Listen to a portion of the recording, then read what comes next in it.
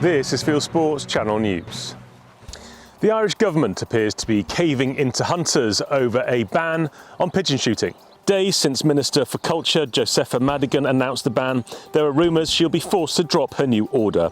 The National Parks and Wildlife Services already say the derogation, due to start on the 31st of May, will not be in place this year.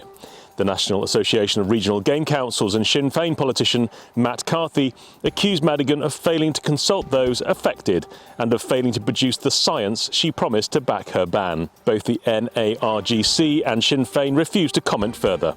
The ban has sent shockwaves across ordinary Irish pigeon shooters. It's not a ban. It's very like the general licence here in the UK, where you can shoot these species if they are causing damage or represent a danger to public health. It's not your given right to go out and shoot pigeons or crows or jackdaws in the summer just because you feel like it. They need to be causing damage. Aunties are trying to pin crimes on a gamekeeper who's carrying out his normal duties. Online persecution of Darcy Smith, who works on the Moscar estate in Derbyshire, began earlier in May 2020.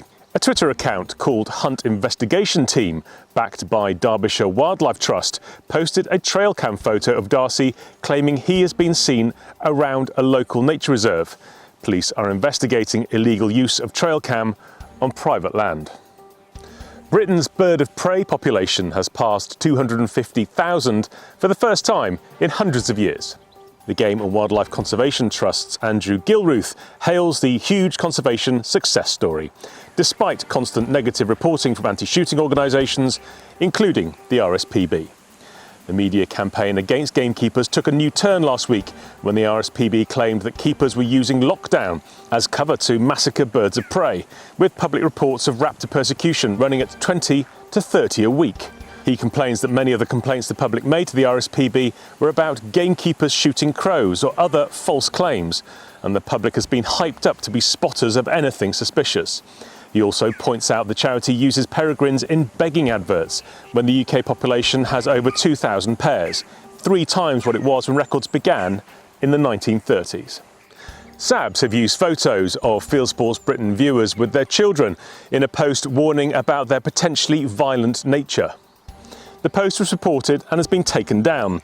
It claimed that studies show people who engage in childhood acts of cruelty towards animals have tendencies towards domestic violence later in life. The post by the group Cheshire Against Blood Sports did not point to the supposed studies. It specifically mentioned Fieldsports Channel and Basque. The Scottish Gamekeepers Association is raising the alarm about capercaillie conservation. Millions have been spent over the years on the bird's habitat via the publicly funded Cairngorms Capercaillie project. Now a new study of radio-tagged females in Strathspeys forests during breeding shows that around a third are killed by pine martins. The SGA says that without proper management and interventions, i.e. gamekeeping, the Scottish capercaillie will continue to decline. Vinnie Jones has gone shooting to promote mental health issues. In a new film on YouTube, Vinnie takes footballers Lee Hendry and Paul Merson to a playground to talk about issues they've faced since leaving the professional game. Hendry breaks down as he discusses his bankruptcy, and Vinnie talks about the loss of his wife to cancer. The film is part of an ITV series called Harry's Heroes, fronted by Harry Redknapp.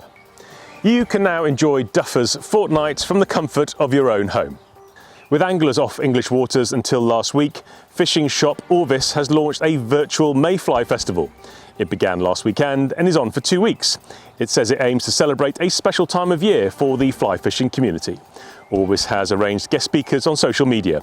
It also said it commissioned a survey in which more than 60% of people questioned said they would like to spend more time in the countryside or take up more outdoor activities because of the lockdown. The idea that we can extend that connection between people and the outdoors, and particularly using mayfly as an example around that. That's essentially the idea. Cats should be kept inside. Researchers say Australia's 3.7 million domestic cats kill 230 million native Australian birds and animals every year. That's according to a study published in the journal Wildlife Research. One study in Adelaide reports that more than a third of pet cats go out at night when their owners think they are contained. Among their prey are blue-tongued lizards and possums. At the same time, photographer Jack Wanderley has an exhibition called Caught by Cats that aims to show the impact of domestic cats on wildlife. Antis have derailed a plan to reintroduce bow hunting to Lithuania. Authorities reversed legislation allowing bow hunting, which is allowed in half the countries in Europe, just days after the law was enforced.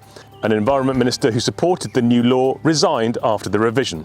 The U-turn came after anti-hunting groups claimed bows and arrows were cruel to animals, despite research saying they're just as efficient and humane as hunting with rifles.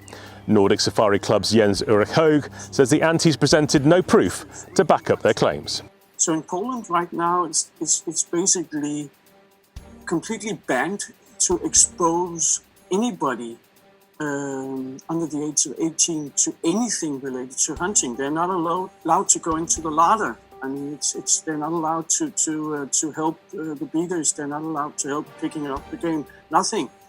But a 16-year-old Polish person is fully allowed to work in an abattoir. Do you fancy one of the smartest hunting lodges in the world? Australian golfer Greg Norman has put his hunting and fishing ranch in Colorado, USA on the market for $60 million. It comes with 1,200 acres of elk hunting, fishing rivers plus a rifle range. Located in the White River Valley of the flat-top mountains in Colorado, it also includes a saloon and dance hall, 8 bedrooms with log fireplaces and a shooting range. Norman, who's 65, has used the property as a family retreat for more than 20 years. And finally, when the lockdown eases and you're allowed to go out fishing on boats again, try not to do what these guys did. Posted on the Fishing and Adventure Facebook page. The keys for the boat. We forgot to grab the keys for the boat.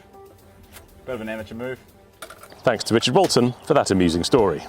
You are now up to date with Fieldsports Channel News. Stalking the stories, fishing for facts.